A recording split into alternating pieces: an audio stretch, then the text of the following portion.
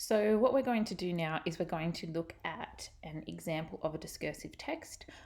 This is an opinion piece from the Sydney Morning Herald from February this year, and it is written by Richard Glover, who is a well-known radio broadcaster, and he has been a long-time columnist in the Sydney Morning Herald, and he typically writes opinion pieces that are very much discursive texts where he explores different issues that might be topical to society or to him or to a particular event that has occurred over the past week, because it is a weekly column.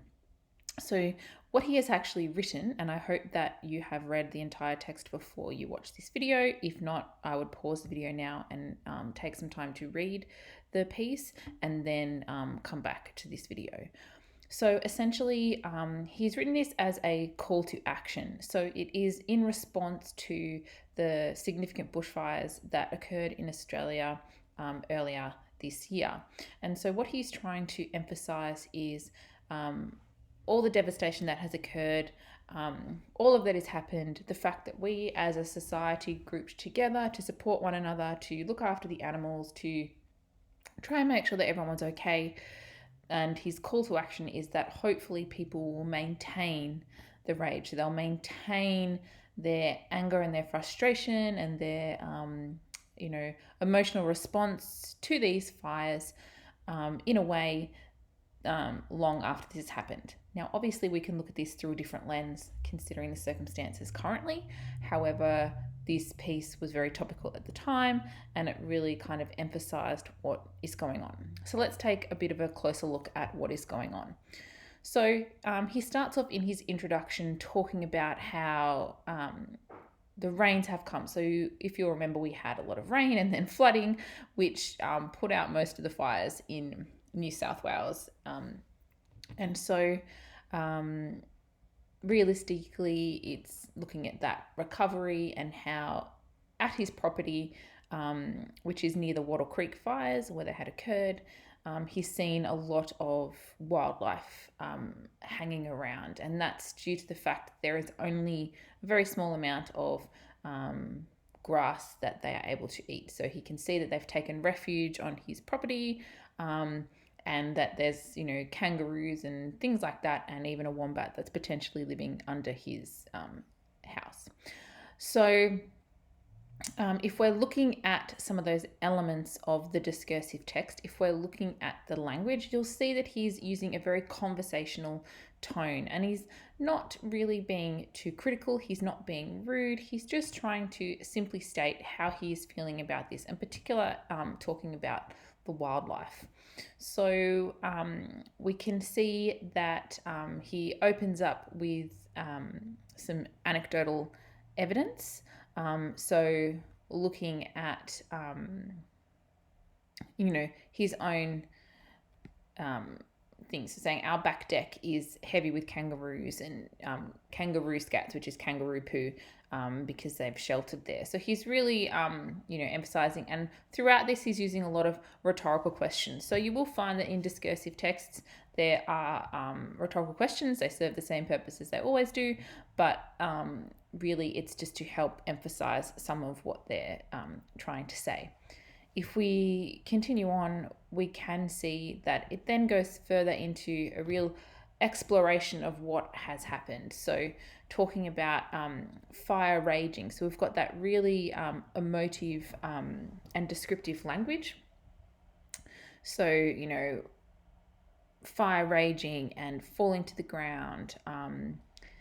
And he starts to talk about the change in seasons and everything that is happening. So we're really starting to see some of that figurative language that we want to see within a discursive piece. So he starts to be quite descriptive, trying to use a lot of sensory language as well. So really trying to get the reader not only to feel emotionally about what has happened and to maintain that level of interest in the issue, but he is also trying to tug on a lot of their sensory reactions. So talking about the smells, the way that the leaves might feel, the sound. So really trying to get the readers to picture what is happening and to keep that close in their mind, because at the end of the day, he's wanting people to have this response. We see this question further down that says, isn't nature wonderful? So really, pointing out, after all of this, that they're able to, regenerate, okay? But then this is where we get this turning point. So yes, but here lies our peril. Can we indulge our wonder while not discounting our worry? Can we repeat our customary phrase, the bush will recover, the people will rebuild, while also remembering the rage, panic, terror, and pain of this terrible summer? So it's really playing on that kind of sense that we like to use those phrases. We like to be optimistic and talk about how we can rebuild and we will recover and all those kind of things. But at the same time, we tend to forget. And so these fires aren't something that happened for the first occurrence, at the beginning of this year. They're something that have gone on for generations and generations. But it seems that if it's not something present, we tend to ignore it and we tend to, move on. But he's really trying to emphasize the point that in light of, climate change, in light of a lot of events that are occurring, that we need to potentially remember this and remember the rage and the panic and the terror. So really trying to play on those kind of emotive and strong words to help us to make that connection. And it continues on saying, we can comfort ourselves by endlessly quoting, as our politicians love to do, the words of Dorothea McKellar, I love a sunburnt country, of droughts and flooding rains. So he's alluding to texts which are familiar within our Australian textual history and things that people will often recite, things that people will refer to try and gloss over what is happening or to, look optimistically to the future. He then goes on to refer to another famous Australian author, Henry Lawson. So talking about a poem in which the river in drought and, so much so that it's so insignificant that people just step over it. So people are oblivious to the fact that, in drought that it even exists, but then when it floods, it comes back to health. Okay? And he, specifically talks about that. And then chuckles over another text, which is John O'Brien's Said Hanrahan, and it's just, we'll all be ruined, so we'll all be ruined, complaining about the flood. So essentially it's like that panic mentality, how we might tend to think that the world's ending, that, this is, we're so fearful, we're so worried, yet once the flooding's gone, once the bushfire's gone, we just forget and we move on because it's not hindering our lives. So it's really trying to get us to question those elements. And, continuing on, is talking about, yes, we've lost all these animals, but what's going to bring them back? Will they recover? And considering the fact that there were, 34 Australians who lost their lives in these bushfires, again, we need to be remembering those important pieces of information. Continues on to talk about what will happen and, lots of things have been destroyed and we don't know how they're going to return. And then this is where he starts to really make that point. And this is what makes it discursive. He's not trying to force necessarily us to have a particular opinion. He's getting us to think about the issue and really open up a discussion, essentially. So the final lines are, and yet this terrible summer should remain a line in the sand. It should remain a call to arms. It should be confirmation, if confirmation were needed, that in a world of climate change, Australia is the canary in the mine. So using that link there to that idea of the canary in the mine, that, miners go down into the mines and they have a canary in a cage, and the way that they know that something's going wrong or that the oxygen levels are low is that the canary might pass out or it might die. And so that's the signal to the people down the mine to get out of there. And so it's really kind of saying that this particular moment in time is like that canary. Are we going to be responding? We're going to be, reacting as if our lives are on the line, or are we just simply going to go, okay, we'll recover, we'll get over it and move on. Okay. It says, we must remember this terrible time and the promises we made ourselves. Right at that moment, we were ringed by flame. So if we think about how we felt at that moment and how we all wanted things to happen and we wanted to look after the animals, we wanted to look after the people, but, we tend to forget and we tend to think, yes, the world is going to change, but is this going to actually be the catalyst for that? Is this going to be something significant enough that people are going to want to change?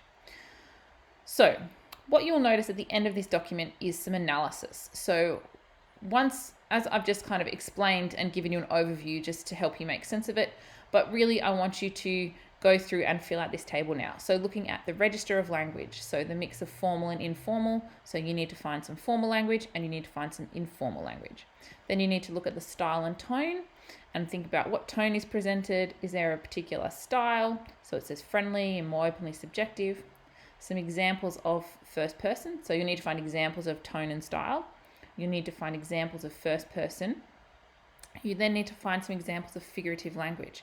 So you need to name the technique and you need to provide the example of that. And use of evidence. So is there any particular things that Richard Glover utilizes to support his point? And there certainly are lots of things throughout that you can incorporate. And so you probably have about 3 for that. And then lastly, the structure. So this doesn't require you to actually write anything in this box, but what I would like you to do is to section this out. So you could simply just, cover and highlight, and I've just realized I put that to the back, but you could just, highlight particular things if you wish, and that indicates that it is the introduction. That is just me doing it. That is not the exact introduction, so don't copy that, but it's just an example. So once you have done that, what you will need to do is upload your table onto your class page so that it can be marked and get some feedback. And then we're going to look a bit more closely at some analysis of this and some other examples. All right, thank you.